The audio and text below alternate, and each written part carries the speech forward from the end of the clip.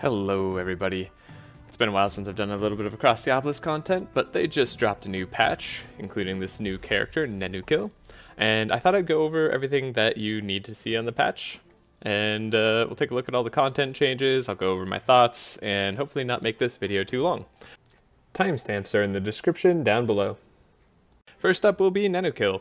He's got 15 base speed, pretty good. Those resistances aren't modified by perks, so it's actually not too bad of resistances either. He's a fun character. He kind of specializes between going a hyper damage carry and kind of a support tank scout, which is pretty cool. His innate trait is Loaded Gun. At the start of your turn, reduce the cost of ranged attack cards in your hand by 2 until they are discarded. When you play a ranged attack card, you suffer reloading. So this is kind of like a super passive for the ranged attack cards, with the catch that you can only play 1 a turn. This means that his hyper damage carry route is actually really difficult to pull off unless you're going a sort of trace build where you're making sure he only draws 1 ranged attack a turn, or potentially 2 due to a level later on. Speaking of, I'll go down the left side first, which is his carry build, and then we'll go over his right side.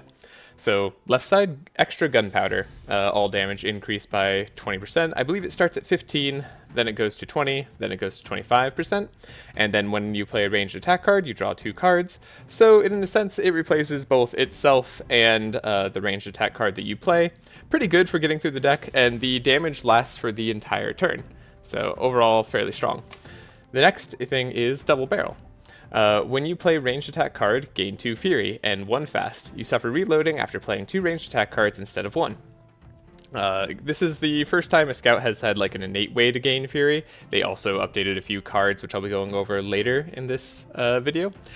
But for now, all you need to know is he can get a lot of Fury on himself, and that's going to help him probably be one of the best carries that has ever existed, as long as you play him right. Also, you suffer reloading after playing 2 ranged attack cards instead of just 1, meaning now you get an extra card out of extra gunpowder. Overall, very strong. You're going to be running mostly melee attacks with 2 ranged attacks once you get to level 3. Ideally, the ranged attacks that you just want to play every time. And we'll be drawing them early, ideally, as well. That's the other catch. Next is Fast and Furious. You have speed +1, I believe it goes up to speed +2, yes, and then you get the fast charges and fury charges +1, as well as the next 6 melee attacks you play gain Fast and Furious. Hence the name, of course.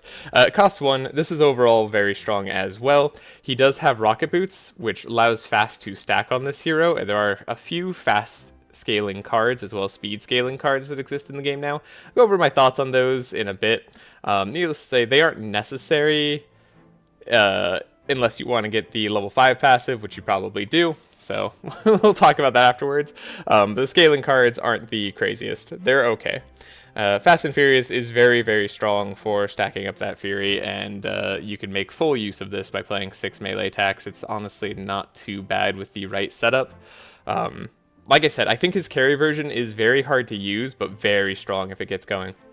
His level 5 is all damage done plus 20%. He's immune to slow, and then Fast on this hero increases all damage by 1 per charge. So this is why Fast stacks charging is very nice, because he gets a flat damage buff.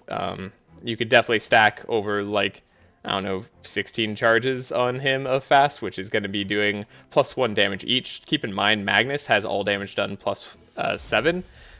So all damage done plus 16 plus the plus 20% just damage done in general. Very, very powerful. That's gonna do it for his carry section. Moving on. We also have proximity mines on his right side. This is his more defensive side. He gets +1 Thorns charges, that never gets increased. Rather awkwardly too, it's whenever he's damaged by others, he deals 7 damage and some fire back. He kind of likes to split between fire damage, but it's a little hard to make work because if you block the damage, you're not getting damaged, so then you're not using this effect. So mainly it's the +1 Thorns charges, which is a single perk point.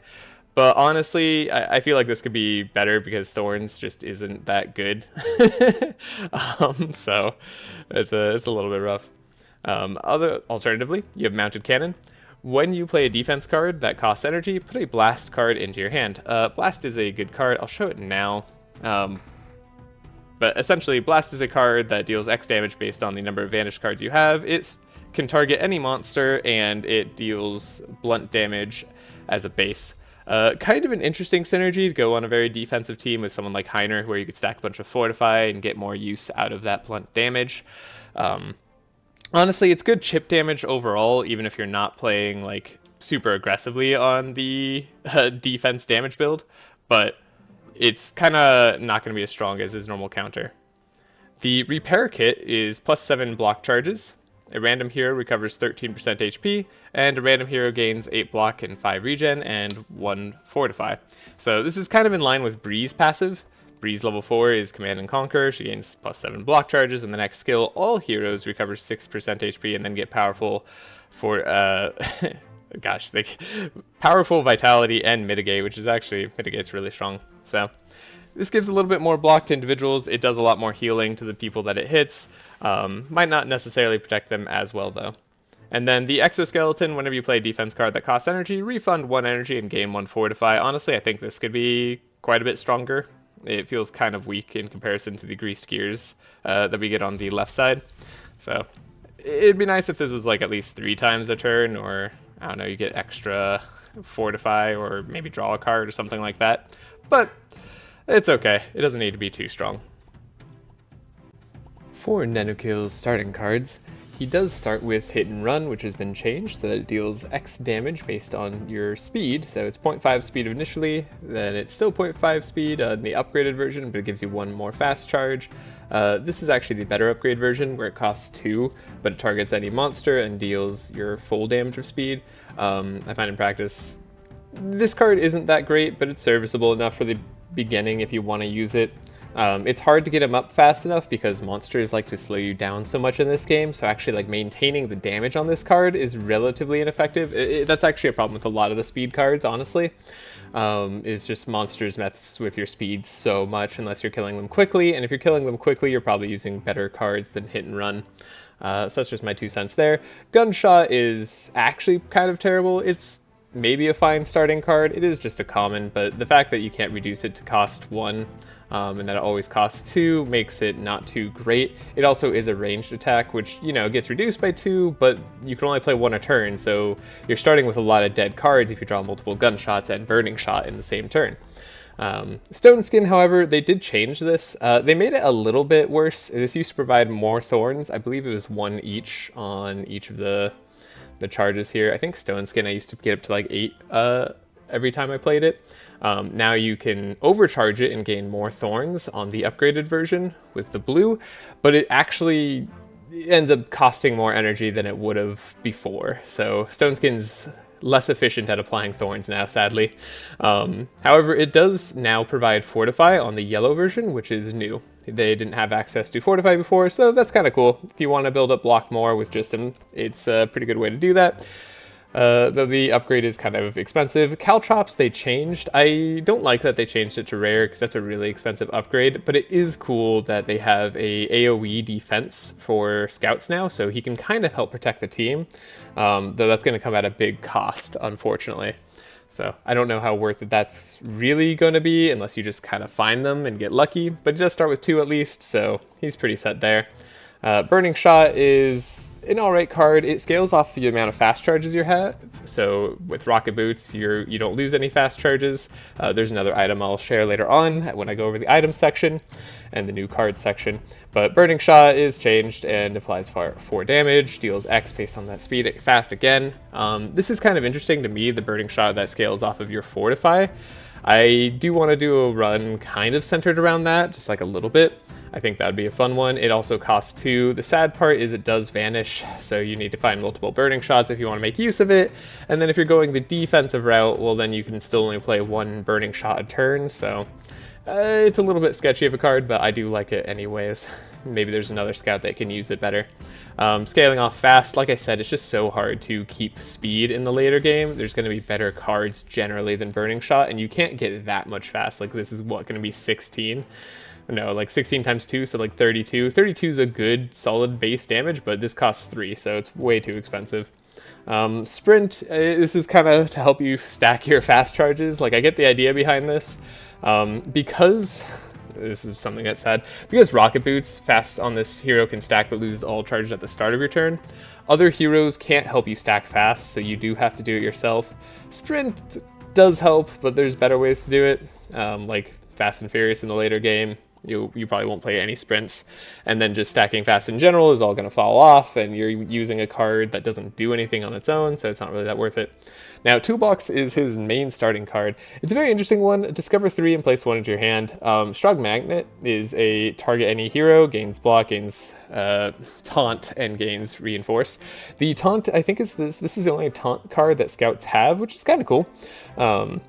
And the fact that you can target any hero is interesting. Scouts were previously the best at applying thorns to themselves, so maybe this guy can apply a lot of thorns to himself. I will be doing runs on both a defensive build and a aggressive build that will be coming out hopefully later this week or next week. Duct Tape, Dispel, Dispel Bleed, Crack, and Mark, grant block, Insulate, and Buffer. The Insulate Buffer is kind of cool. There's not a lot of cards that do that. This is kind of like a repair armor, except it always costs 1, so it's always going to be less good. Not a terrible card overall. This does come in the toolbox, so has a little bit of utility there. And then there's Wrench. Place 1 ranged attack from your hand on top of your deck, gain 2 fast. Wrench is kind of bad. It's kind of like it gives you a little bit of the sprint effect, but if you're putting a ranged attack back on top, you're minusing 2 cards out of your hand, and you really don't want to be doing that. So like, you're only using Wrench if you're playing the aggressive where you like want to do ranged attacks, and you're only doing that if you're not filtering your deck properly or getting really bad draws. And like, I don't know, this just feels like you're in a really bad spot. This could at least draw you a card and then place a ranged attack back on top. I dislike this card right now. I don't think it has a niche in any build, unfortunately. Could be wrong. Would love to be proven wrong there. That's going to be it for his custom cards. Now I'll go over the item section. First up is going to be Blunderbuss. It's a new melee weapon. Or just weapon. Applies blunt and fire damage +1. Cracked and burn charges +1, and every time you play a ranged attack, draw 1 card. Pretty nice card. It serves a different purpose than some of the other ones because it does increase fire or blunt damage. Sadly, there aren't a lot of blunt and fire damage on the new scout cards, so this doesn't really work for too many of them. There is one. I'll show it later on. The upgraded purple version of this is also great. You get to draw 2 cards twice a turn when you play a ranged attack. Then there's Dynamite. For every energy used when you play a defense card, deal 5 damage, apply 2 burn to a random monster. This only works 1 time a turn. The purple version does work twice a turn. I wish this worked all the time, because you do have to use energy in order to play this. It's kind of like a mini Heiner beam, but it only targets a single monster, so it's not doing damage to the entire enemy team. I think they could have made this go off of this could have just worked the entire time, and it would have been a weapon that would have been worth taking. As it stands now, because it only procs once a turn, it's really not worth your time. Dealing damage to that single monster 1 time, you're going to get better effects out of most other weapons, so this is kind of a bad attack. I wouldn't recommend this under most circumstances. Next up, we have Machine Oil. Now this is actually a really exciting card. So it gives you +2 damage. Immune to wet, it's kind of whatever. And then 3 times a turn, when you play a book, deal 4 fire, apply 2 burn to all monsters. So this is finally the fire version of Frozen Ink. Yeah, Freezing Ink. Alright, where you did damage, but you applied wet charges and chill charges. Now, this did help you increase your damage a little bit more because it applied those wet charges, so this is still going to be a bit better for cold builds. But fire having 1 of these is really nice, and putting that on someone like Cornelius to help support someone else doing burn is going to do wonders for you. So, really like Machine Oil. This is a great weapon. Cornelius will be taking this to support a lot of the time. He might even be able to take this for some damage, though there will be other better damage cards for him, but this is great. Love it. Next up we have Screwdriver. It is a rare weapon. All damage +1. Whenever you play a skill 2 times a turn, gain some thorns. Purple version does give you extra thorns charges, so that's actually kind of worth it. And then when you play a skill, you still get twice a turn. I think this card's fine. It's a weapon that helps you apply more thorns. There's things like Quill Rain that is going to be better than this, but you can't guarantee a Quill Rain, so I think you can guarantee this because it can be found here, so this is finally some place for you to go if you want to do thorns. Moving on to armors, we have Dwarven Helmet. At first glance, this looks really exciting. You get all resistances plus 21%, 10 block charges, which is huge, and plus 1 fortify charge, so finally something that competes with the wall. Or so you thought, because every turn you increase the cost of defense cards in your hand by 1 until discarded. Fun fact, yeah, this happens after you get the discount from effects of people like Magnus. So if you have Defense Mastery, reduce the cost of defense cards in your hand by 1 until they are discarded. So what will happen is you will decrease the card's cost in your hand by 1, even if they cost 0. And then the armor will increase that cost by 1, and it'll unfortunately just make it cost 1. So you can't have any free defense cards at all, ever anymore with Dwarven Helmet, even if you have Defense Mastery. That makes it exceptionally challenging to use. There's a few guys you can use this with, like Heiner. Heiner does have, whenever you attack, you gain some block. You don't really need to get more block with Heiner, is part of the problem I have with this here. Heiner could, like, if you're stacking block anyways, he doesn't need an armor that really does this. It's helpful to a degree, sure, but it's not that much more exciting than the wall, and at least it doesn't slow him down, so I don't know. Heiner's one of the few people I could see using this. Otherwise, and that's only if you're going attacks, otherwise you're probably not playing defense cards. There's not a lot of other use cases, so the item is kind of in a rough spot. Most of the time this won't be worth taking because you could get more block by playing more cards in your hand than this will ever give you. And yeah, I was hoping this would be a wall replacement. The purple version doesn't even give you plus 1 more fortify charges, unlike the wall, which the wall is... the wall you can't obtain while going for the Dwarven Helmet, funny enough, so maybe there's some reason to take it there. But yeah, the wall is just a lot better overall. Yeah, that's that. This item is probably like a D tier item. Most runs this will actively hurt you. Rocket Boots. Rocket Boots is Nenukil's starting item. You are able to get this on the map with an event with Nenukil. I won't go into details now, but you can check later in the video in the DLC section. That's how it can become purple. I don't know if you can find it in the overworld. You might be able to. I haven't played enough to test that out yet. But also Nenukil's version does upgrade, so you get resistances as yellow. But then purple can give you that extra speed. Turbo Boots is the other version of Rocket Boots. It is just Rocket Boots, but better. Gives you more speed, gives you more resistances. It's kind of what you would trade those boots in for if you're going for the fast charges stacking. Now, there are no new rings that I could find. Apologies if I missed anything, but there are blueprints. You get plus 5 max HP in one time a turn when you play a skill, gain some powerful, gain some buffer. The purple version of blueprints, where you gain extra powerful charges and extra buffer charges, that is kind of interesting. This is an okay potion slot. Potion slots aren't always the best unless you get some of the draw ones, in which case they're the most amazing thing ever. But this is serviceable if you don't really have anything else to take. Sidearm. Potion slot, one time a turn. When you play a melee attack, put a gunshot into your hand. Gunshot deals 10 damage, applies burn and bleed. Purple version gives you extra damage and puts a purple gunshot into your hand, so it does extra damage and burn and bleed. Overall, because this is a potion slot, it's pretty good. It's kind of like a pebble where you deal damage to one random monster, but it's even better.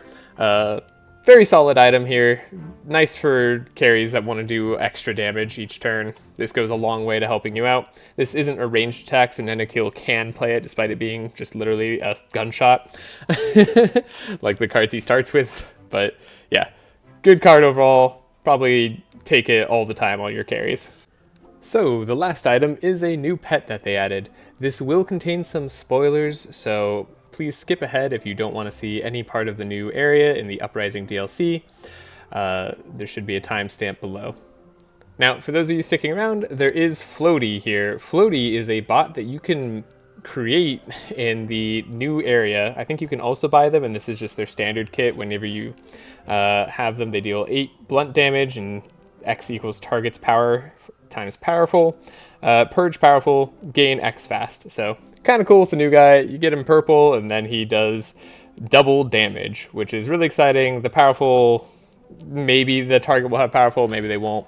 But getting a little bit of a benefit off of this is really nice to have. It's a lot of extra damage. Kind of makes them similar to Rifty, except the Purge is probably going to be better in most circumstances, but if you don't transform your damage and you're going a blunt build, this might be the bot for you.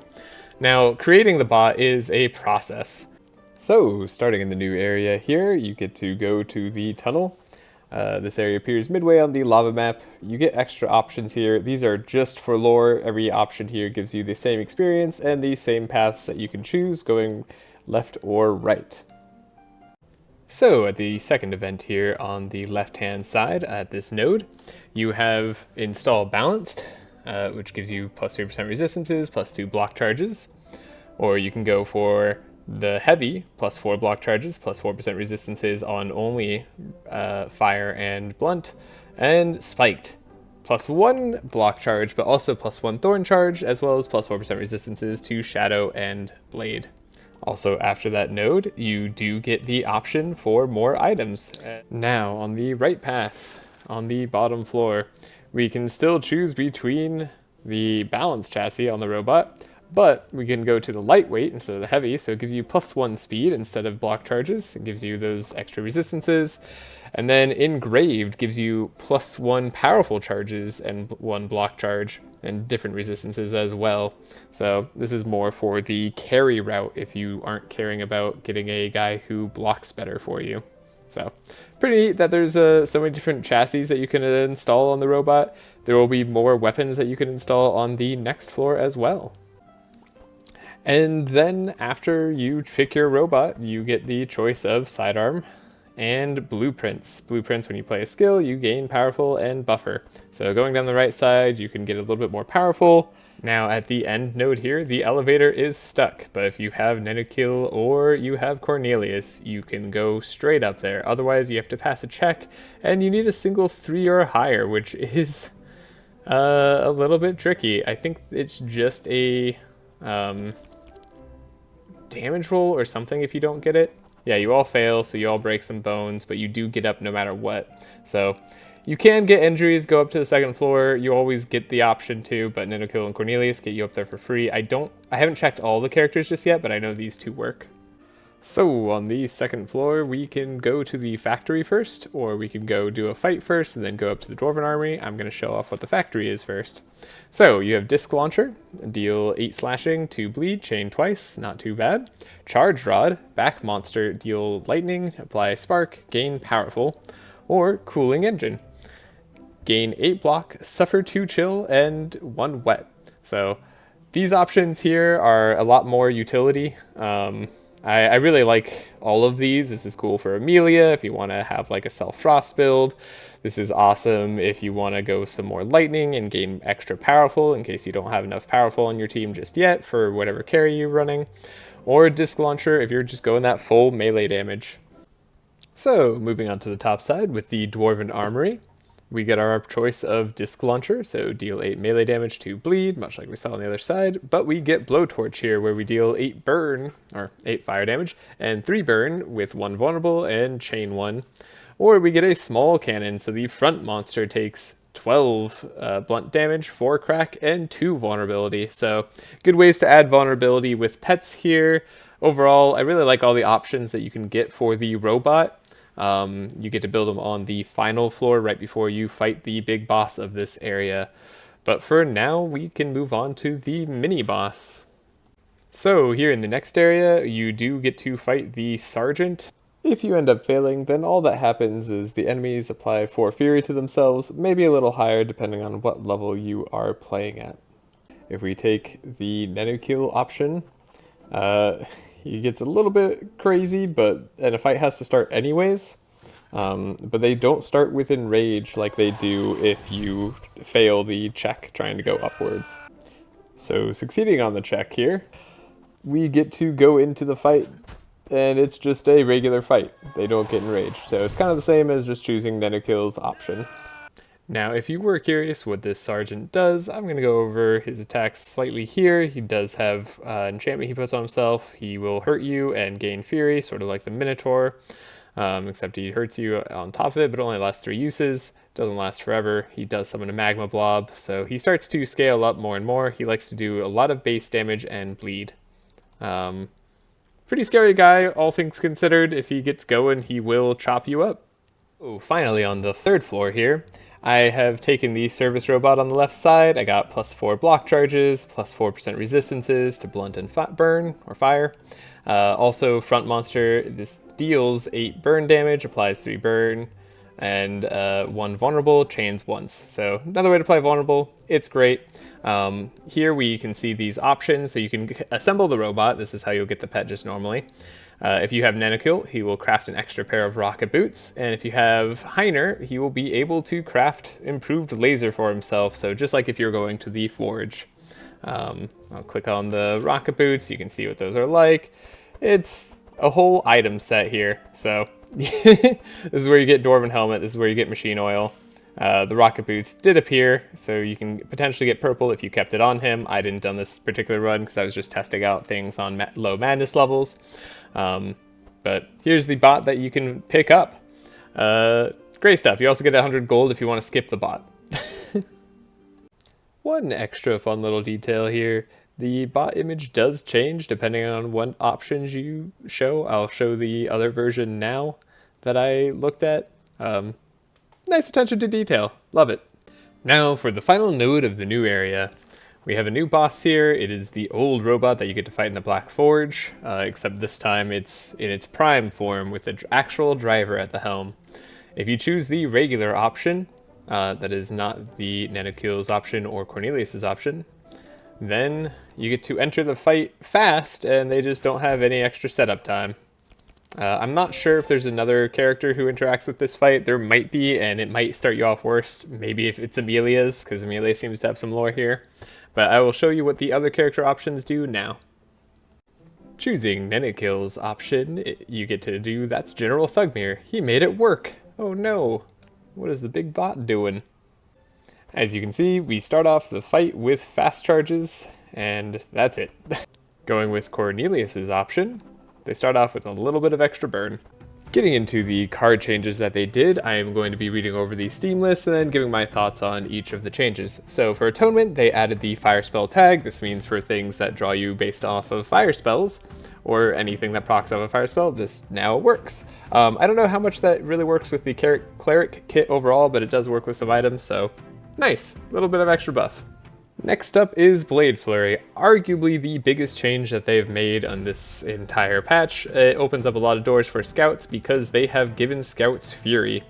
In the upgraded version as a yellow, Blade Flurry now applies 1 Fury. You repeats twice, so anything that stacks up on Fury, like Nenukil can, or any Fury scaling, now can go really, really high. It is honestly game-changing for the amount of damage output scouts can have. They weren't bad before, but this does a lot for them and makes melee builds just a lot more viable in the higher end of gameplay. Burning Shot, we got a sneak peek at earlier in Nenukil's starting deck.